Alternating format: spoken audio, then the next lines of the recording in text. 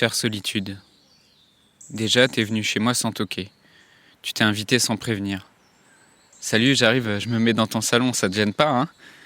Et t'avais l'air d'être une bonne amie apparemment. Tu es fidèle, tu es là tous les jours. T'es presque un peu trop collante même. Tu me suis partout.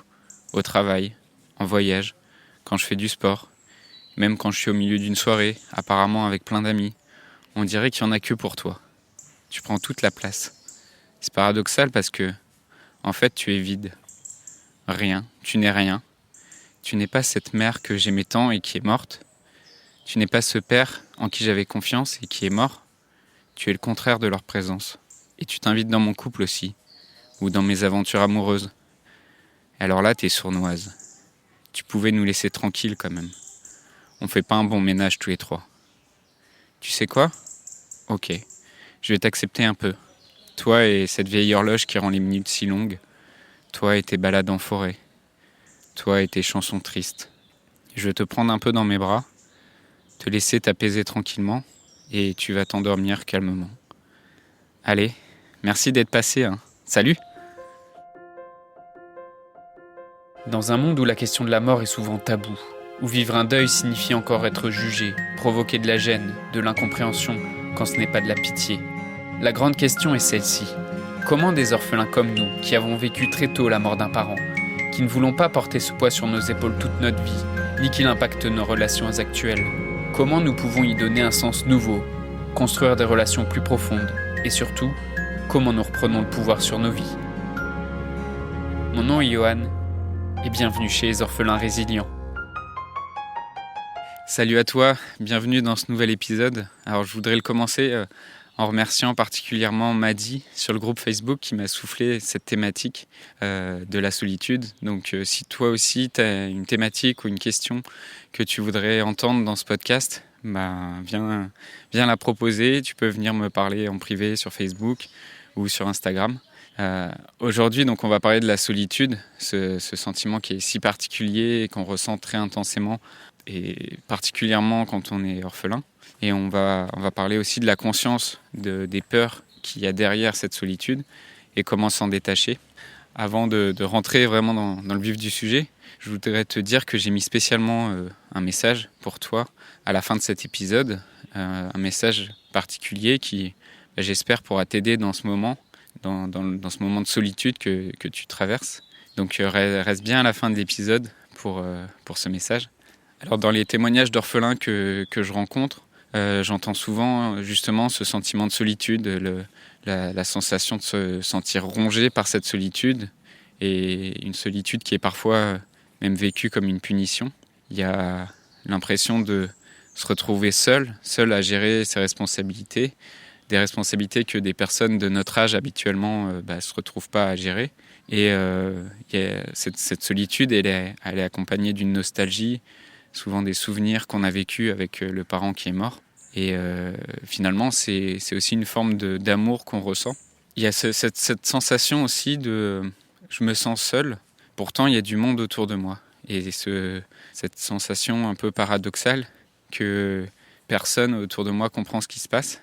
Et donc, en fait, cette solitude, elle est à la fois causée par la perte d'un parent, donc le sentiment d'avoir une partie de sa vie, une personne très proche dans sa vie qui disparaît, et donc le vide que ça laisse dans sa vie. Et c'est aussi une solitude qui est créée par notre différence avec ceux qui nous entourent, et qui nous met en décalage complet avec eux, et qui nous déconnecte des autres personnes. Forcément, le Covid, ces derniers mois et ces dernières années, a joué beaucoup dans ce sentiment de solitude et ce sentiment d'isolement. C'est quelque chose que j'ai vécu aussi suite à la mort de ma mère, quand j'avais 5 ans. À la fois le sentiment d'être privé d'amour, et aussi d'être seul dans cette souffrance, et d'être incompris par les autres enfants et les autres adolescents plus tard qui m'entouraient. Et c'est aussi quelque chose que j'ai très difficilement partagé. J'avais du mal à aller en parler aux autres. Et une blessure que j'ai gardée pour moi et qui, malheureusement, après a impacté mes relations jusqu'aux prises de conscience que je vais te partager aujourd'hui. Et c'est des prises de conscience sans lesquelles je serais sûrement resté bloqué sur ma douleur et isolé. Et aujourd'hui, je me sens beaucoup plus à l'aise avec ma solitude. En fait, j'aime être seul aussi, j'aime être entouré. Mais je suis pas malheureux quand l'autre est pas là. Ça fait partie aussi des défis que je me suis lancé et que j'ai relevé. Le fait de partir simplement en vacances seul et de m'offrir des journées seules et d'être capable d'en profiter sans dépendre tout le temps de quelqu'un.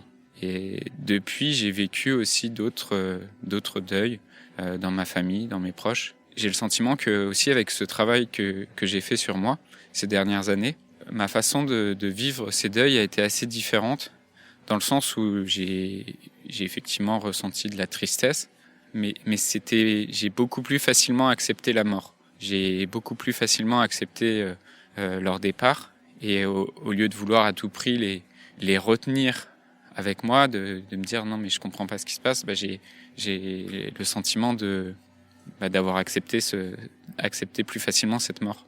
Et donc on va faire aujourd'hui un peu de clarté sur ce sentiment de la solitude, et déjà une petite distinction entre ce que c'est que la solitude et ce que c'est que l'isolement, parce que l'isolement c'est finalement une démarche un peu personnelle, parce que c'est quelque part on s'isole, c'est presque une action, alors que la solitude c'est plus quelque chose qu'on a l'impression de subir.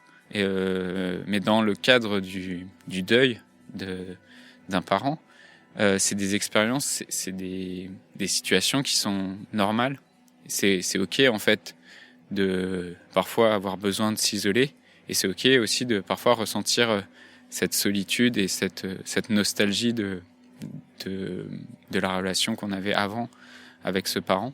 Et pour revenir vraiment à la base, la solitude, ça correspond à des besoins humains. Il y a un psychologue des années 40 qui avait fait des catégories pour ces besoins fondamentaux humains. Ce psychologue, il s'appelle Maslow, et il avait donc modélisé ces besoins humains au sein d'une pyramide qui porte son nom, la pyramide de Maslow, et qui représente les besoins selon une sorte une hiérarchie des besoins les plus matériels en bas de la pyramide aux besoins les plus spirituels en haut de la pyramide. Et donc dans les besoins les plus matériels, on a les besoins physiologiques nécessaires à notre survie. On va avoir le besoin de respirer, de boire, de dormir. Au-dessus des besoins de sécurité, d'avoir un environnement stable, des besoins d'appartenance et d'amour. Et au sommet de la pyramide, on a les besoins plus spirituels, les besoins d'accomplissement de soi, de confiance et d'estime. Et donc la solitude, elle fait appel à des besoins dans la pyramide que je dirais intermédiaires, avec ce besoin d'appartenance, ce besoin d'amour et de sécurité. Et elle correspond, ce sentiment de solitude, à la peur d'être en insécurité émotionnelle, la peur de manquer d'amour, ou de ne pas appartenir à un groupe, de ne pas être reconnu au sein du groupe. Et donc, c'est pas un besoin qui est à la base même de la pyramide, comme les besoins physiologiques, comme ceux de notre corps, ceux de notre santé, ceux qui font qu'on reste en vie. Mais c'est quand même des besoins qui font partie des fondements. Et donc, dans la pyramide de Maslow, il y a aussi l'hypothèse que pour remplir les besoins supérieurs de la pyramide, il faut absolument que les besoins à la base soient satisfaits. Et donc les besoins physiologiques, si ton corps est en danger, si tu es en mauvaise santé, si tu dors mal ou que tu te nourris mal, ça va être beaucoup plus compliqué d'avoir une mission spirituelle ou de satisfaire des besoins qui sont dans les étages plus élevés de la pyramide que si tu es en bonne santé et que tout va bien.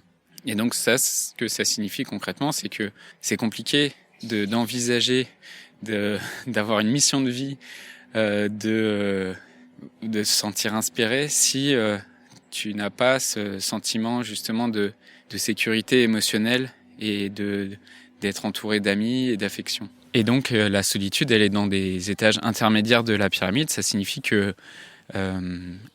c'est sûr que si tu dors mal, si tu manges mal et que tu es fatigué, épuisé, aussi parce que dans un deuil, émotionnellement, il y a énormément de choses qui se passent, et les émotions, c'est quelque chose qui fatigue juste physiologiquement. La première chose à faire déjà, c'est de récupérer cette énergie, de se reposer. Et effectivement, la deuxième chose à faire, avant d'envisager de travailler justement sur la confiance en soi, sur une mission, une envie professionnelle ou quoi que ce soit, il faut aussi satisfaire ses besoins intermédiaires qui sont le besoin d'appartenir à un groupe, le besoin d'être en sécurité émotionnelle, d'être entouré de personnes bienveillantes et d'amour. La particularité de la solitude, c'est qu'elle a attrait à la fois à une peur circonstancielle et à une peur existentielle. Je m'explique. La peur circonstancielle, donc ça va être une peur qui est liée à une circonstance qui est temporelle, et en dehors de cette circonstance, la peur n'existe pas.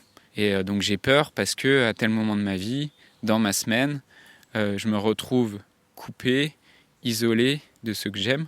Et c'est donc avec ça, c'est une tristesse qui est circonstancielle, qui va avec. Et donc le fait de se retrouver seul, d'avoir de la nostalgie des événements passés, de quand au contraire on était entouré et choyé. Surtout, c'est cette peur existentielle qui est plus profonde, qui correspond vraiment à notre nature, notre nature d'être humain, les questions que ça pose d'être un être humain. Quand je suis venu au monde, quand je suis né, j'avais un sentiment de plénitude, d'unité avec papa, maman, avec le monde. Et puis maintenant que je vis, maintenant que je grandis, je commence à m'individualiser, je commence à m'incarner dans ce corps. Et maintenant que je m'incarne en tant qu'individu, je me sépare quelque part de cette plénitude, de cette unité avec papa, maman, et je la quitte. Et du coup, il y a une peur existentielle par rapport à cette incarnation, c'est qu'est-ce que je vais devenir en fait si je me sépare de ce sentiment d'unité et de plénitude. Parce qu'on voit bien que donc pour la peur, la partie de la peur circonstancielle, on peut se dire que c'est quelque chose qui va être passager, qu'on peut apprendre aussi à ne pas s'isoler pour ne pas se mettre dans des circonstances qui vont nous faire ressentir de la solitude, qu'on peut aussi chercher à faire cette démarche d'aller vers l'autre, même quand on aimerait, et souvent c'est le cas, on aimerait mieux que ce soit l'autre qui vienne nous chercher. Donc comment on fait quand on a une peur ? Le premier réflexe avec une telle peur, c'est de s'asseoir, c'est de l'écouter, c'est de ne pas avoir peur de la peur et d'essayer de la comprendre et écouter ce qu'elle nous raconte, écouter le besoin qu'il y a derrière. Après, j'aime bien l'idée que la peur, c'est comme un enfant en fait. Et un enfant, t'essayes pas de le convaincre, t'essayes pas de le contraindre pour l'empêcher d'exister. Tu t'essayes pas non plus de déclencher chez lui des prises de conscience en fait. Tu lui fais réaliser des expériences, tu lui fais vivre des trucs, et c'est comme ça qu'il apprend et c'est comme ça qu'il comprend. La peur, c'est la même chose en fait. Si cette peur, tu veux t'en débarrasser, il faut lui faire vivre des expériences. Il faut que tu sois capable de l'apprivoiser en quelque sorte, et pas une prise de conscience ne suffit pas.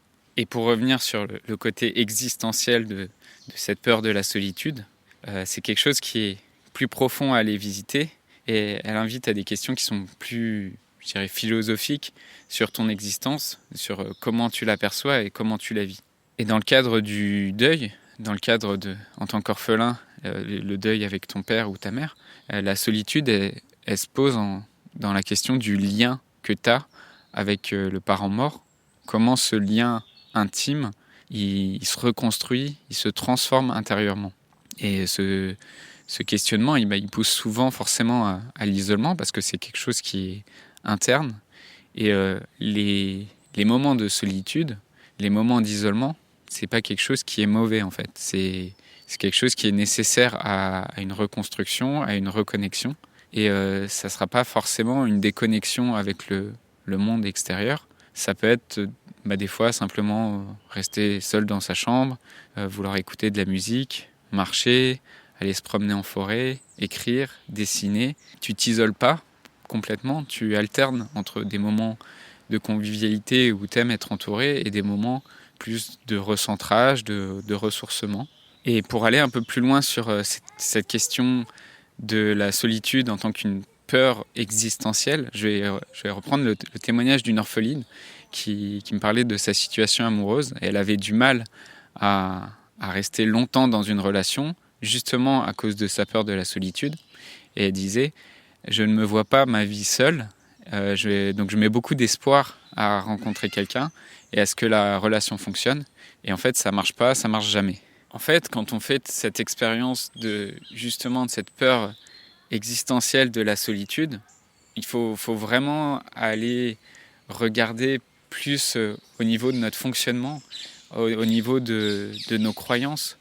Par ce schéma-là, on recherche à l'extérieur de soi quelque chose qu'en fait on a déjà en soi. Parce que on ne voit pas qu'on est déjà plein, on ne voit pas qu'il y a déjà de l'amour en soi. Et donc on cherche à combler le fait d'être seul ou l'expérience d'être seul par la présence de quelqu'un. Et en faisant ça, malheureusement, en déclarant que c'est ça qu'on veut, d'avoir quelqu'un pour combler cette solitude, on déclare en fait que ça fonctionnera jamais. C'est malheureux quand tu vis ça, mais quand tu vois ça avec du recul, c'est beau comme logique en fait. C'est une logique implacable, c'est presque mathématique. Et quand je dis que c'est beau comme logique, je dis pas ça par cynisme en fait. Je dis ça pour t'amener à voir que c'est une logique que toi tu as créée. Et pour que tu puisses te retourner vers ça et te dire, ok, ça c'est exactement ce que j'ai demandé, mais je savais pas que je voyais les choses comme ça, je savais pas que je l'avais demandé comme ça. Évidemment, c'est quelque chose qui est très dur de comprendre que intérieurement, c'est vraiment ce qu'on a demandé. C'est même un outrage de se dire qu'on a demandé à être seul, à provoquer la solitude. Mais en fait, si tu croyais totalement que tu es seul, tu serais déjà dans une agonie permanente. La vie serait insupportable si vraiment tu étais seul. Mais c'est pas le cas. Parce qu'en fait, il y a des gens autour de toi et tu es bien avec des gens. Et tu as vécu justement cette expérience d'être avec des gens, d'être entouré. Tu as été bien avec tes parents et donc tu as fait aussi l'expérience du contraire de la solitude. Mais forcément, très rapidement, la peur de redevenir seul va revenir. Et même dans la relation, même dans le couple. Donc tant que tu demandes à quelqu'un de combler un trou que tu as en toi et que tu veux pas le voir, ce trou-là, cette souffrance, tu l'as en toi, bah, ça va être impossible.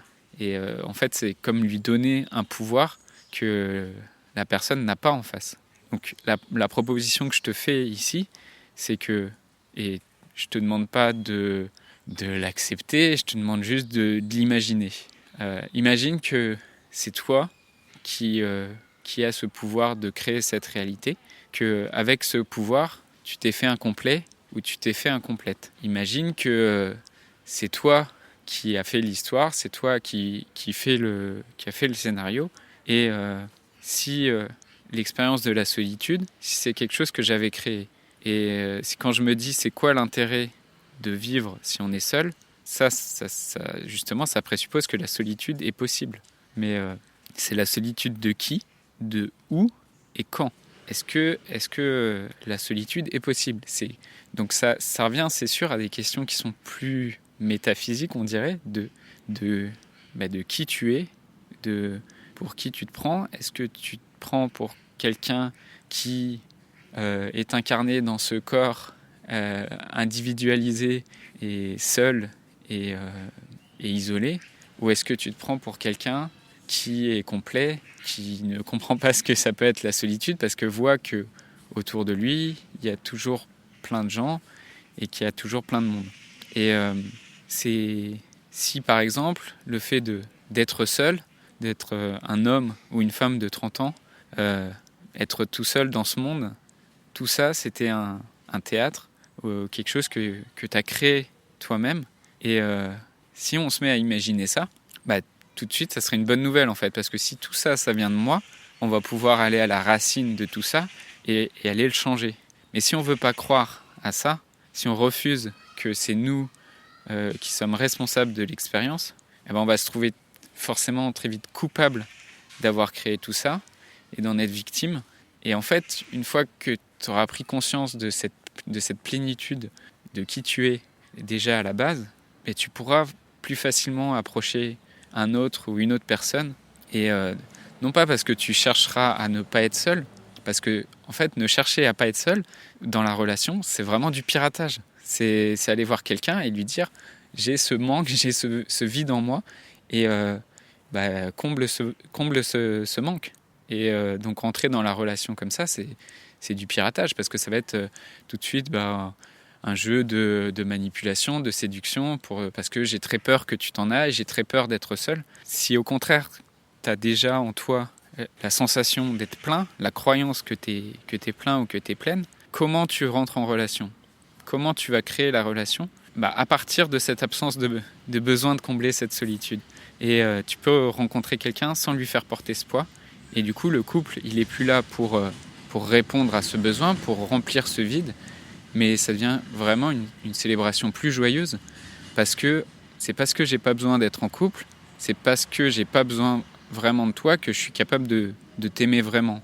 Et si j'ai besoin d'être en couple pour être bien, ça va être quelque chose de conditionnel. Et si tu bouges de travers, je vais aller mal, je vais me sentir abandonné. Alors que ma proposition, c'est d'imaginer un couple dans lequel tu n'as pas besoin de l'autre pour être bien. Et c'est ce qu'on appelle de l'amour inconditionnel. Et je referai un épisode spécialement sur cette différence entre l'amour conditionnel et l'amour inconditionnel. Mais pour finir sur la solitude, qu'est-ce qu'on fait avec cette solitude ?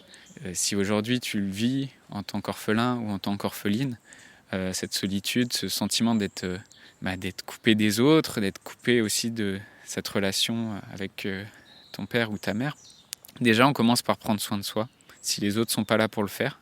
Et la première personne qui va le faire, c'est toi.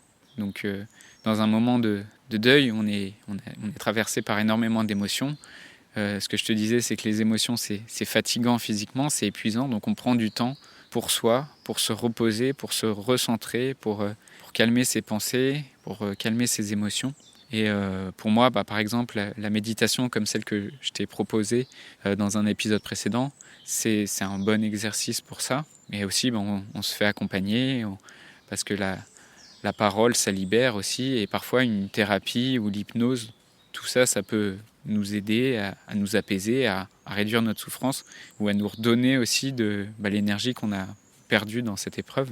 Après, une fois qu'on aura retrouvé l'énergie, naturellement, ça sera plus facile d'être dans une bonne relation, ça sera plus facile d'aller vers les autres et de sortir de cet isolement. Et je voudrais maintenant finir sur une note spéciale sur cette question de la solitude, et pour te remercier aussi d'avoir écouté l'épisode jusqu'ici. Dans les témoignages que je lis ou dans les échanges que j'ai avec des orphelins, je lis beaucoup de courage, et dans ces différentes difficultés, je vois beaucoup d'amour et de poésie. Et les orphelins écrivent des beaux textes, et je vois une belle énergie. Et aussi douloureuse soit-elle, en fait, il n'y a aucune expérience de vie qui ne vaille la peine d'être vécue. Et personne n'y innove, ni ne crée, parce qu'il est bien dans sa vie. Donc la souffrance, je le répète, c'est une source d'art et d'innovation. Et je pense que ce que tu as à offrir en tant qu'orphelin ou qu'orpheline, ce que tu as à offrir au monde, c'est quelque chose qui est magnifique. Oui, sans doute, ça peut gêner. Et si ça doit gêner, ça gênera. Oui, ça peut remuer aussi chez les autres des peurs. Ça peut les faire pleurer. Et s'il faut pleurer, on pleurera. Mais ce que tu as à dire en tant qu'orphelin, c'est quelque chose qui est essentiel. Et les gens doivent le savoir. S'ils sont en train de passer à côté d'une partie de leur vie, s'ils sont en train de ne pas profiter justement des relations de leurs parents, des gens qui sont autour d'eux, si tu vois qu'ils ne sont pas en train de regarder l'essentiel et qu'ils n'ont pas cette conscience particulière de la mort, alors c'est aussi une responsabilité d'en parler. Et aussi dur que ça soit d'en parler, en fait, on est tous mêlés à cette histoire. Et tu n'es pas seul dans cette histoire. Voilà, je voulais te remercier pour ton écoute aujourd'hui. J'espère que je t'ai donné quelques clés de compréhension, quelques pistes sur la solitude, sur les peurs qu'il y a derrière et les besoins qui se cachent derrière ce sentiment et ce qu'elle provoque aussi sur tes autres relations. En tout cas, merci à toi Si tu as des questions aussi ou des témoignages, ou si comme Madi, il y a un thème que tu aimerais que j'aborde, la première solution, c'est le groupe Facebook des orphelins résilients. Il y a le lien, je te rappelle, dans la description du podcast. La deuxième solution, il y a aussi un autre lien vers un formulaire. Ce lien, c'est question.orphelin.fr, question au singulier, orphelin avec un S au pluriel. question.orphelin.fr. Je voudrais te remercier d'avoir écouté cet épisode et j'espère sincèrement que ce que je t'ai partagé aujourd'hui t'a aidé. Si ça t'a aidé, alors assure-toi de le partager avec quelqu'un d'autre qui en a besoin. J'ai créé récemment un groupe Facebook qui rassemble des orphelins ayant pour mission de partager leur expérience et de s'entraider. Ce groupe s'appelle Orphelins Résilients et l'accès est gratuit. Tu peux retrouver tous les détails pour rejoindre le groupe dans la description du podcast. Orphelins Résilients, c'est une communauté d'orphelins entreprenants, audacieux, ayant réellement envie de faire une différence dans leurs relations auprès de leurs proches et avoir une vie de couple inspirante. Dans ce groupe, tu retrouveras des interviews d'experts et d'artistes, des questions-réponses, des lives et des méditations, et surtout un groupe d'orphelins motivés, courageux et bienveillants. Donc je t'invite à rejoindre le groupe dès maintenant, c'est l'endroit dans lequel je partage le plus de contenu en ce moment. Le podcast Orphelins Résilients, c'est un nouvel épisode tous les jours du lundi au vendredi à 8h. Merci encore pour ton écoute. Je te laisse découvrir le sujet du prochain épisode. À très vite. Dans le prochain épisode, on parlera du concept de l'ange de la mort et de la conscience de la mort.